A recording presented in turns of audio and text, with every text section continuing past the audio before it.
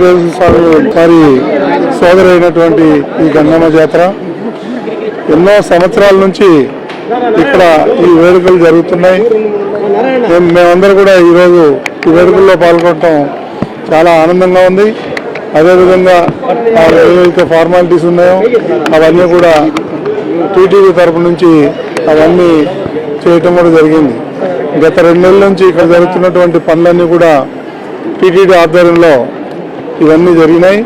ఇక మీదట కూడా ఇదే సహాయ సహకారాలు టీటీడీ నుంచి అందిస్తామని చెప్పి తెలియజేసుకుంటూ ఈ కార్యక్రమం దిగ్విజయంగా జరగాలని చెప్పి మనస్ఫూర్తిగా కోరుకుంటున్నాను. తాతయ్యగుంట గంగమ్మ తల్లి జాతర సందర్భంగా భక్తులందరికీ కూడా అభినందనలు తెలియజేస్తున్నాను.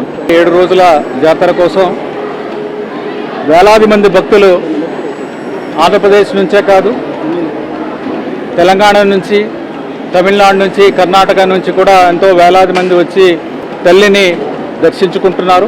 అలాగే వెంకటేశ్వర స్వామి చెల్లెల కింద నమ్మే ఈ తల్లి కోసం టీటీడీ తరపు నుంచి వస్త్రాలు సమర్పించడం, స్వామివారి తరపు నుంచి వస్త్రాలు సమర్పించడం జరుగుతుంది ఈరోజు.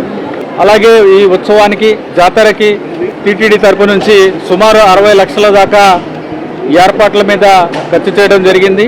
అలాగే ఎంతో ప్రసిద్ధి చెందిన దేవాలయ అభివృద్ధికి టీటీడీ తరపు నుంచి 3.5 కోట్లు కూడా శాంక్షన్ చేయడం జరిగింది. ఈ పనులన్నీ కూడా త్వరలో ప్రారంభించడం కూడా జరుగుతుంది.